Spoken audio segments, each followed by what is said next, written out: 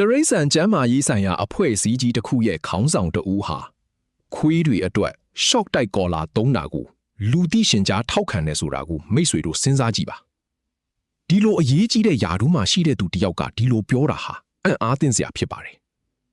တရိษံရဲ့ဘဝကိုတကယ်တန်ဖိုးထားပြီးကျင့်ဝတ်နဲ့ညီတဲ့ခေါင်းဆောင်မှုကိုလိုချင်တဲ့သူတွေအတွက်ဒါကတကယ်ကိုစိတ်ဝင်စားစရာကိစ္စဖြစ်ပါတယ်ဒီကိစ္စရဲ့နောက်ွယ်မှာပူပြီးနှက်ဆိုင်တဲ့အကြောင်းအရာတွေရှိနေတာကိုမိတ်ဆွေတို့သတိထားမိမှာပါမကြာသေးခင်က American Theatre ဆေးပညာအသင်းရဲ့ဥက္ကဋ္ဌဒေါက်တာမိုက်ကယ်ဘေလီကိုနိုင်ငံတော်အဆင့်ရေဒီယိုအစီအစဉ်တစ်ခုမှာ short တိုက်ကော်လာတဲ့အကြောင်းတိုက်ရိုက်မေးမြန်းနေပါတယ်။ခွေးတွေကိုလေ့ကျင့်ရမှာဒီလိုပစ္စည်းမျိုးသုံးတာနဲ့ပတ်သက်ပြီးသူ့ရဲ့ကိုယ်ပိုင်အမြင်ကိုပြောပြဖို့တောင်းဆိုခဲ့တာဖြစ်ပါတယ်။ဒီလိုအခြေအနေမျိုးမှာသူဘယ်လိုတုံ့ပြန်ခဲ့လဲဆိုတာကတကယ်ကိုစိတ်ဝင်စားစရာဖြစ်လာခဲ့ပါတယ်။ဒေါက်တာဘေလီကတော့ short တိုက်ကော်လာတွေဟာအစားပိုင်းမှာသုံးဖို့မကောင်းဘူးလို့ဆိုပေမဲ့တခါလေမှာတော့အပြူအမူတွေကိုပြုပြင်ဖို့မဖြစ်မနေလိုအပ်တယ်လို့ပြောခဲ့ပါတယ်။ဒါကိုမနစ်မြုပ်ဖယ်လို့ခန်းစားရနိုင်ပေမဲ့တရိษံလေးတွေလုံခြုံပြီးစကားနားထောင်လာဖို့အတွက်တခါလေဒီလိုနီးလန်းတွေကိုသုံးရလာပါပဲတဲ့အဆုံးဆုံးအခြေအနေနဲ့ဒါမှမဟုတ်အိမ်မီတရိษံကိုတေးစေတာနဲ့ဒီကော်လာသုံးတာကိုရွေးချယ်ရမယ်ဆိုရင်တော့သုံးသင့်ပါတယ်လို့သူကအကြံပြုခဲ့ပါတယ်။ဒါပေမဲ့ဒီအမြင်ဟာသူ့ရဲ့အဖွဲ့အစည်းကိုလာရဲ့မူဝါဒနဲ့တော့လုံးဝဆန့်ကျင်နေတာကိုမိတ်ဆွေတို့သတိထားမိပါပါတကယ်တော့ American Theatre ဆေးပညာအသင်းဟာ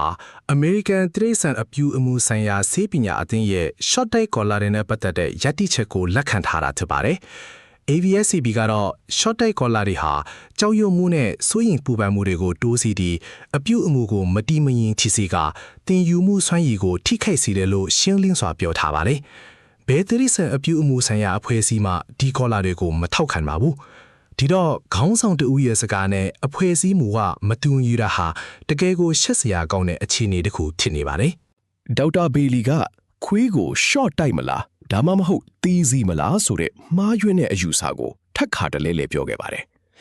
ဒီလိုကိစ္စမျိုးကိုအမှန်တကယ်ရင်ဆိုင်ရတဲ့အခြေအနေရှိတယ်ဆိုတဲ့သိပ္ပံနည်းကျအထောက်ထားလုံးဝမရှိပါဘူးဒီလိုပြောဆိုမှုကလေ့ကျင့်ရေးနယ်ပယ်မှာနာကျင်မှုကိုအသုံးပြုတာကိုတရားမျှတအောင်လုပ်ဖို့ဆယ်စုနှစ်များစွာကြာအောင်သုံးခဲ့တဲ့လွဲမှားတဲ့ယူဆချက်တစ်ခုသာဖြစ်ပါတယ်။ဒါပြင်ခွေးတွေဘလို့တင်ယူတယ်ဆိုတာကိုသူ့ရဲ့နားလည်မှုဟာလေအခြေခံအားဖြင့်ကိုလွဲမှားနေပါတယ်။ခွေးတွေဟာနာကျင်မှုကိုလူတွေလိုမျိုးခေါင်းစဉ်တက်ပြီးစိတ်ပိုင်းဆိုင်ရာဆင်ခြင်တွေးခေါ်နိုင်ခြင်းမရှိပါဘူး။သူတို့ကနာကျင်မှုကိုပတ်ဝန်းကျင်အနည်းဆုံးအရာဝတ္ထုဒါမှမဟုတ်အနည်းဆုံးလူနဲ့ဆက်ဆက်ပြီးမှတ်သားတတ်ပါတယ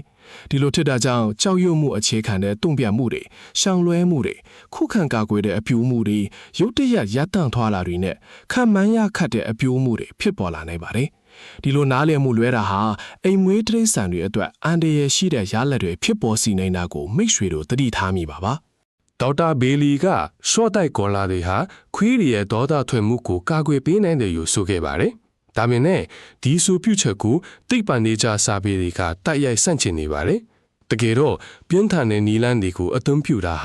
ာဒေါသထွက်တဲ့အပြုမှုနဲ့ကြိုက်ခတ်မဲ့အန်တရာယ်တွေကိုပုံမတိုးစေတာကိုအထောက်ထားတွေကပြသနေပါတယ်။ဒါဟာယူရှင်တဲ့သဘောထားကွဲလွဲမှုတစ်ခုမဟုတ်ပါဘူး။တရိษံတတချောင်းရည်ရဲ့စိတ်ပံပညာရဲ့တစ်ခုလုံးကိုပါထိခိုက်စေတာဖြစ်ပါတယ်။ဒီလိုမျိုး professional ဆိုင်ရာပေါ်ဆမှုပုံစံဟာ short တိုက်ကော်လာကိစ္စထက်ပိုနှရှိန်ပါတယ်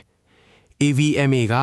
One Health ဆိုတဲ့တဘာဝပတ်ဝန်းကျင်တရိษံနဲ့လူသားတွေရဲ့ကျန်းမာရေးဟာတစ်ခုနဲ့တစ်ခုမကွဲမကွာဆက်ဆံနေတယ်ဆိုတဲ့မူကိုမြင့်တင်တယ်လို့ဆိုပါတယ်။ဒါပေမဲ့သူတို့ဟာဂါဇာ၊ဆူဒန်နဲ့ကွန်ဂိုတို့လိုကမ္ဘာအကြီးဆုံး One Health ကဆိုကြီးတွေမှာလုံးဝတိတ်ဆိတ်နေခဲ့ပါတယ်။ဒီလိုတသမတ်တဲမရှိတဲ့ယက်တီချက်တွေကဘယ်အရာကိုဦးစားပေးလဲဆိုတာကိုရှင်းရှင်းလင်းလင်းပြသနေပါတယ်။နောက်ထပ်အံ့အားသင့်စရာကိစ္စတစ်ခုကတော့AVMA ရဲ့အတိမတ်ပြုရေးဌာနဟာ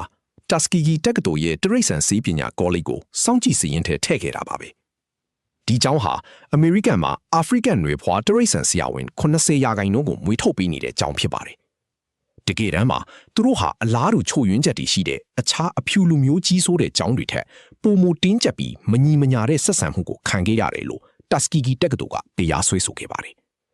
်ဒီအခြေအနေကအဖွဲ့အစည်းအတွင်းမှာဗလိုက်မှုနဲ့အာဏာကိုကာကွယ်တဲ့ပုံစံမျိုးတွေရှိနေတယ်လို့တွေးစရာဖြစ်စေပါတယ်။ဒီအချက်တွေအားလုံးကိုကြည့်ခြင်းအပြင် AVMA ဟာကိုလိုနီအဆွင်ဆောင်တဲ့အဖြူလူမျိုးကြီးစိုးတဲ့အဖွဲ့အစည်းတစ်ခုလိုမျိုးရပ်တည်နေတယ်လို့ပြောနိုင်ပါတယ်။ သူတို့ဟာအမေရိကန်ရဲ့နိုင်ငံရေးပထဝီဝင်အင်အားစုတွေနဲ့ပူးပေါင်းပြီးတရိษံတက်တာချောင်းချီရေးထက်လုပ်ငန်းနယ်ပယ်ကိုဦးစားပေးက